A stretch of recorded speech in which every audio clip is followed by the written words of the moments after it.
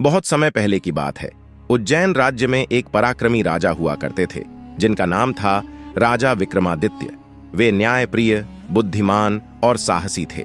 एक दिन एक योगी ने राजा से एक विशेष कार्य करने का आग्रह किया। योगी ने उन्हें श्मशान में एक पेड़ पर लटके हुए बेताल को लाने का कार्य सौंपा। राजा विक्रम ने योगी का आदेश स्वीकार कर लिया और बेताल को पकड़ने के लिए श्मशान पहुंचे। जैसे ही राजा ने बेताल को कंधे पर उठाया, बेताल ने कहा, राजा विक्रम, मैं तुम्हें एक कहानी सुनाऊंगा, परंतु एक शर्त है। अगर तुमने कहानी के अंत में कोई सवाल पूछा तो मैं उड़कर वापस पेड़ पर चला जाऊंगा। राजा ने उसकी शर्त मान ली और बेताल ने अपनी पहली कहानी सुनानी शुरू की। कहानी 1, 4 ब्राह्मण और मृत कन्या का जीवन। एक समय की बात है। 4 ब्राह्मण युवक अपनी शिक्षा पूरी करने के बाद अपने अपने घर लौट रहे थे। रास्ते में वे एक गांव पहुंचे, जहां एक कन्या की असमय मृत्यु हो गई थी। चारों युवकों ने अपनी योग्यता के बल पर उस कन्या को पुनर्जीवित करने का प्रयास किया।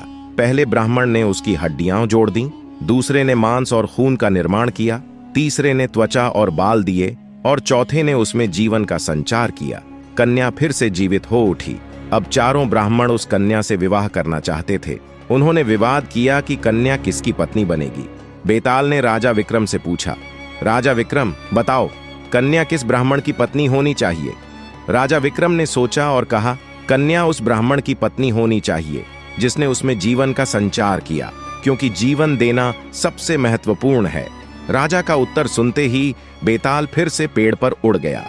राजा विक्रम उसे फिर से पकड़ लाए और बेताल ने उन्हें दूसरी कहानी सुनाई। इस तरह विक्रम और बेताल के बीच कहानियों का सिलसिला चलता रहा। हर बार बेताल राजा से एक सवाल पूछता और राजा के जवाब देने पर बेताल फिर से पेड़ पर लौट जाता।